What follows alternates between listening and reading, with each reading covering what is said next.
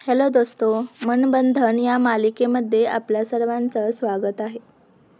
आज आपण मनबंधन या मालिकेचा एपिसोड 9 हा ऐकणार आहोत. एपिसोड 8चा रिकॅप. अर्जुन रायकरचं रहस्य, चिपचा खुलासा, प्रतापवर झालेला हल्ला, विनयाच्या डोळ्यातलं गुपित आणि शेवटचा शॉकिंग रिव्हील, सिद्धार्थच्या खुनामागे कदाचित मयूर असेल. यानंतर आपण आजचा भाग बघूया. कधी कधी जवळचा माणूस आपलं सर्वात मोठं शत्रू ठरतं. आज सत्य आणि विश्वास यांच्यातील लढाई सुरू होणार आहे. रात्री देशमुख वाड्याच्या बाहेर विजांचा कडकडाट होता. आत मंद प्रकाश होता. ईशा खिडकीत उभी होती. किरण तिच्या मागे उभा होता. किरण हळू आवाजात म्हणाला, ईशा, तुला खरंच वाटतंय की मयूर सिद्धार्थच्या खुनात सामील आहे? ईशा म्हणते, किरण, मी अजून काही बोलू शकत नाही. पुरावे हवेत, तेव्हाच खात्री होईल. किरण गोंधळलेला होता. काय खरं आणि काय खोटं हे त्याला सुचत नव्हतं आणि त्याला खूप दुःख झालं होतं. किरण म्हणतो, मयूर माझा बालपणीचा मित्र आहे. माझ्यासाठी भावापेक्षा जास्त आहे. पण जर तो खरंच गद्दार असेल तर मी त्याला कधीच माफ करणार नाही. त्या रात्री पाऊस पडत होता. शहराच्या बाहेरील जुना वेअरहाऊसमध्ये मयूर हळूच आत शिरतो. अर्जुन रायकर त्याची तिथे वाट पाहत असतो. अर्जुन रायकर धारदार नजरेने म्हणाला, मयूर, खूप दिवस लपलास. वेळ आली आहे देशमुखांचं घर उद्ध्वस्त करण्याची.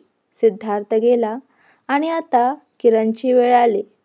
मयूर संशयाने म्हणाला, तुमचं म्हणणं ऐकतोय रायकर, पण किरण माझ्यासाठी. अर्जुन रायकर त्याला मध्येच थांबवत म्हणाला, किरणसाठी काय? भावासारखा आहे. मग त्याला वाचवशील? लक्षात ठेव, तुला तुझ्या वडिलांच्या खुनाचा बदला घ्यायचा आहे. हे ऐकताच त्याच्या चेहऱ्यावरचे भाव बदलतात. त्याच्या डोळ्यात राग दिसू लागतो. मयूर दात खात म्हणाला, हो, माझ्या वडिलांचा मृत्यू देशमुखांमुळे झाला. किरणला माहितीही नाही, पण आता त्याच्याच घराचं नाव मी उद्ध्वस्त करणार. रात्री वाड्याच्या स्टोअररूममध्ये विनया एकटीच जुन्या कागदांच्या ढिगाऱ्यातून एक फाईल शोधून बाहेर काढते. फाईलमध्ये काय असेल तर प्रताप, अर्जुन रायकर आणि मयूरचे वडील यांच्या 1995च्या सिंडिकेट डीलचे पुरावे. विनया अश्रू पुसत म्हणाले, देवा, जर किरणला हे कळलं की प्रतापच्या चुकांमुळेच मयूरचे वडील मारले गेले तर माझं घर उद्ध्वस्त होईल. आणि अचानक मागून आवाज येतो. मागे असते ईशा. ईशा म्हणते, आई, तुम्ही काय लपवताय का? विनया आवाज ऐकून घाबरते. ईशाला पाहून तिचे हात थरथरायला लागतात. विनया म्हणाली, ईशा, काही गोष्टी सांगायच्या नसतात ग, पण आता वेळ आली आहे सांगण्याची.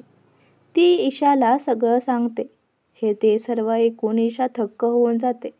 तिला आता समजतं की मयूरचा बदला घेणंही योग्य आहे, पण तो चुकीच्या मार्गाने चालला आहे. ईशा जाऊन सगळं किरणला सांगते. किरण हादरतो. त्याचा राग, वेदना, अविश्वास सगळं एकत्र मिसळतं. किरण रागाने म्हणाला, म्हणजे माझ्या बाबांमुळेच मयूरच्या बाबांचं निधन झालं आणि तू हे आधीपासून माहिती असूनही मला सांगितलं नाहीस? ईशा डोळ्यात अश्रू आणून म्हणाली, किरण, मलाही हे आत्ताच आईंनी सांगितलं, पण आता परिस्थिती हाताबाहेर गेले. किरण शांत नजरेनं म्हणाला, कधी कधी खोटं सांगणं ही खरी गद्दारी असते ईशा. असे म्हणून किरण निघून जातो.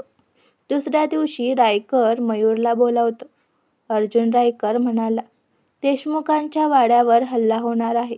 आज रात्री आपण चिप मिळवणार आणि सगळं संपवणार. मयूर गोंधळलेला होता. त्याच्या मनात द्वंद्व होतं, बदला की मैत्री.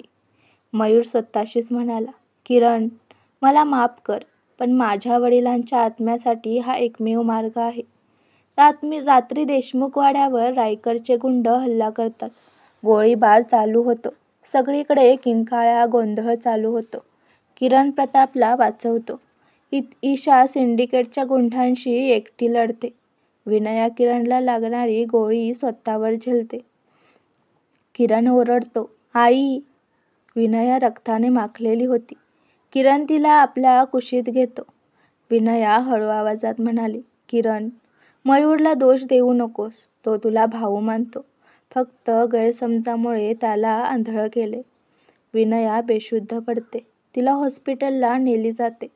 रात्री उशिरा हॉस्पिटलमध्ये किरण आणि ईशा थांबले होते. अचानक मयूर आत येतो. डोळ्यात पाणी आणत म्हणतो, किरण, मी तुझा शत्रू नाही, तुझा भाऊ आहे. किरण थक्क होऊन जातो. काय? तू माझा भाऊ? मयूरच्या हातात एक जुना DNA रिपोर्ट देतो. अर्जुन रायकरचं नाव होतं त्यात. मयूर अश्रू आणत म्हणला, आपण दोघंही प्रतापचे नाही, अर्जुन रायकरचा मुलगा आहे. तू पण. किरण ईशा दोघेही सगळे थक्क होऊन जातात. आजचा एपिसोड इथेच समाप्त होतो. पुढच्या एपिसोडमध्ये किरण रायकरचा मुलगा आहे का? अर्जुन रायकरचं पुढचं पाऊल काय असेल? मयूर आणि किरणच्या नात्याचं काय होणार आणि विनया वाचेल का? हे सर्व पाहण्यासाठी पुढचा एपिसोड नक्की बघा आणि हा एपिसोड कसा वाटला हे कमेंटद्वारे जरूर कळवा. धन्यवाद.